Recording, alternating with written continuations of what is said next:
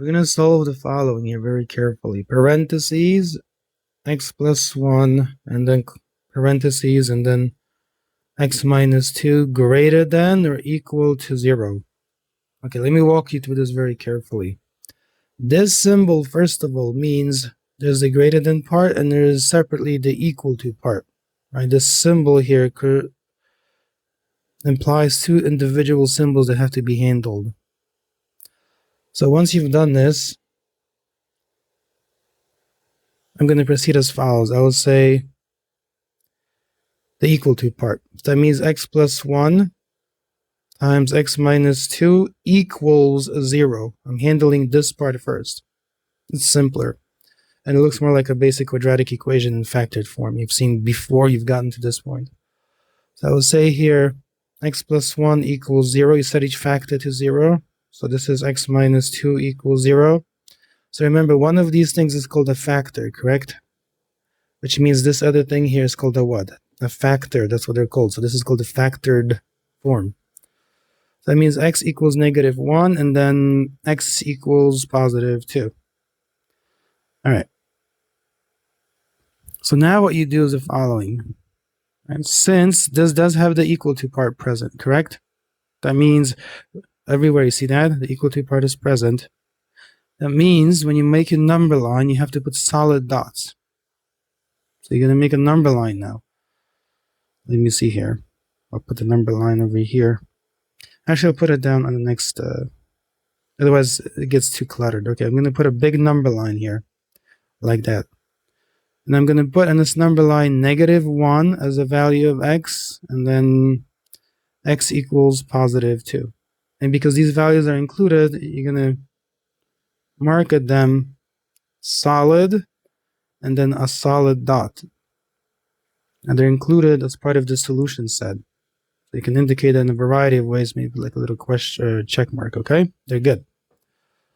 So now, choose the simplest value to the left of negative 1. I'm going to choose x equals negative 2. Again, the only reason for this choice is what? That it's simple, okay? So I'm going to come down here and I'm going to plug it into the original and check it. So the original number says x plus 1, x minus 2. All right. So x plus 1 times x minus 2. And because we have the equal to part handled already, we're going to just check the greater than part. Right? The negative 1 and the positive 2 already have handled the equal to part.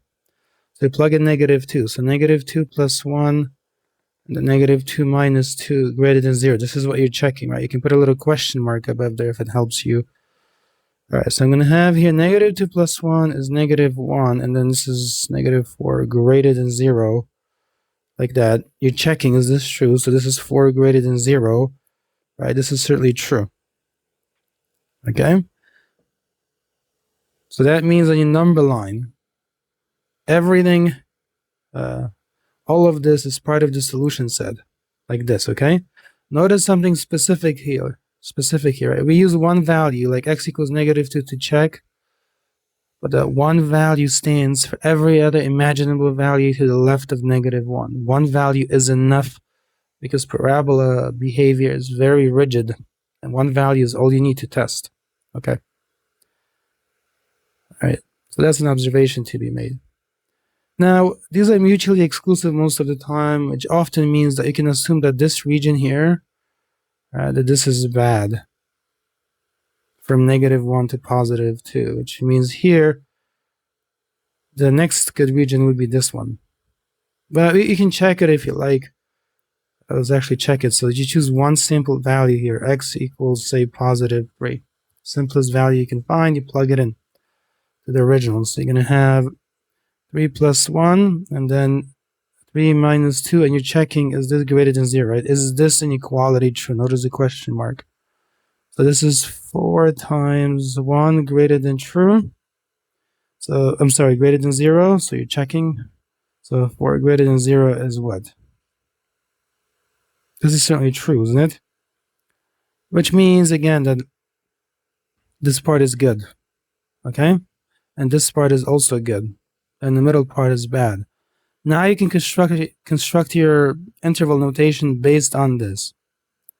So first of all, on the left side over here, right, where this arrow tip is pointing, it's coming at negative infinity. So you'll do this, dot, dot, dot, negative infinity to kind of suggest it. And then on the right side, it's what? It's dot, dot, dot, kind of like positive infinity this way. Okay. So now, construct your interval notation. You're coming from negative infinity. So I'm going to have to, you're beginning here. Kind of, okay? So here, let me kind of point to it.